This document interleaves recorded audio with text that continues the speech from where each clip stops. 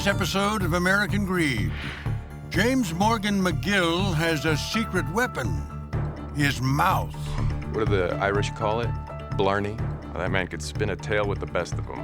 Or he could even hold a jury in the palm of his hand. Oh, to be 19 again. Do you remember 19? Yeah, you do. Armed with just a correspondence school law degree, he sets up shop in the back of a nail salon. As a public defender, he fights for the little guy and wins. But helping people soon loses its cachet.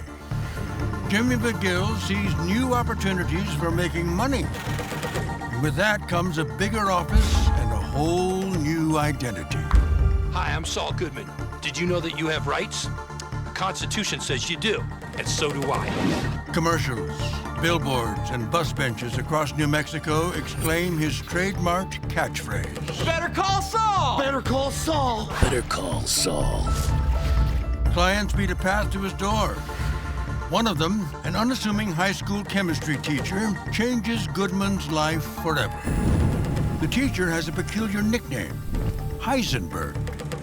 For him, Saul Goodman launders untold millions and covers up the most heinous of crimes. Walter White was the most notorious meth kingpin this country's ever seen. He destroyed lives and terrorized the Southwest. But he couldn't have done it without Saul Goodman.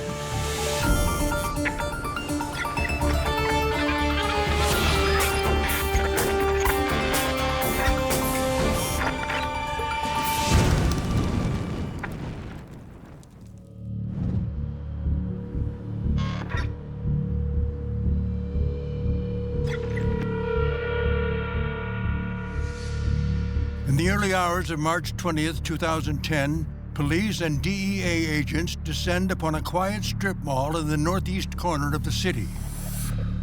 Looming above them, 30 feet tall, stands an inflatable Statue of Liberty. Beneath its watchful eye, they enter the office of Saul Goodman and Associates. Inside, they discover styrofoam columns and an oversized image of the Constitution plastered on the wall, signature backdrops for Goodman's commercials. I fight for you, Albuquerque. But the columns are toppled, and a mysterious hole has been dug into the sheetrock. What was stashed in this secret hiding place? Francesca Liddy, Saul Goodman's secretary, is detained for questioning. According to District Attorney Suzanne Erickson, Goodman himself has vanished without a trace. The beginning of the end was when we had two federal agents, Hank Schrader and Steve Gomez, go missing. Schrader was Walter White's brother-in-law. We had to presume them deceased, which sadly turned out to be the case. That's when the whole house of cards began to crumble for White. He and his partner, Jesse Pinkman, disappeared, and Goodman followed suit. Despite his verbal superpowers, Saul Goodman has finally found a situation he can't talk his way out of. But where is he now? Rumors abound. Did he flee the country? Is he dead? Murdered by his former associates? Well, first off, he's alive. I will go on record completely alive. Fingers crossed. Definitely not dead. The world is not that lucky.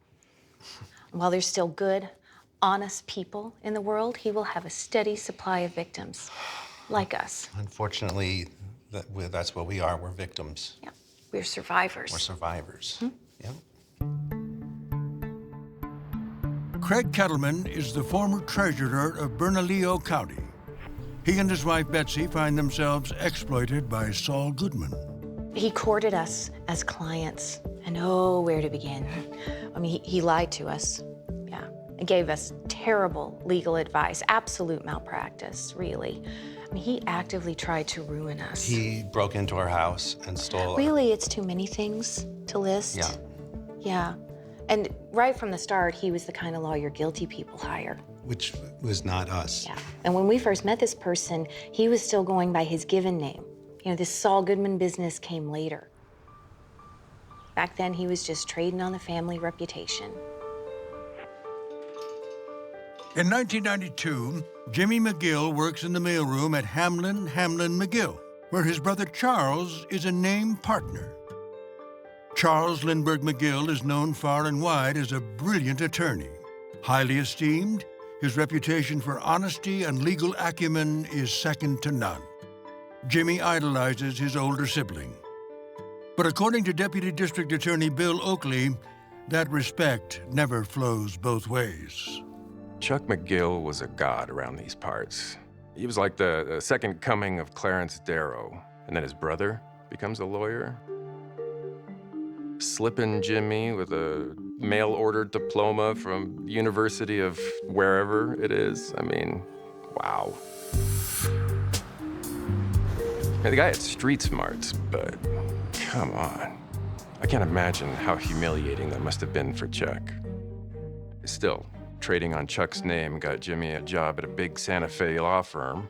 Nice office with a window. Of course, he blew that one, toot sweet. Sometimes I kind of think maybe his older brother was everything Jimmy wanted to be but wasn't.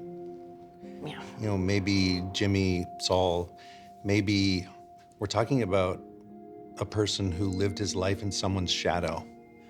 You know, when I think about it like that, We I don't kind of feel sorry for him. No. No, he made his bed. He made it, yep. And now he has to sleep in it. Yep. Forging his own path, Jimmy leaves Hamlin McGill and goes into private practice.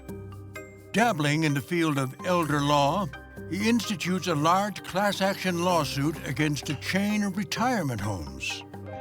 Sandpiper Crossing. That was quite a case. He was colorful. And this was even before the crazy suits, the new name. But he could be a formidable adversary if he didn't feel this constant need to cut corners. Had he kept that under control, who knows how far he could have gone.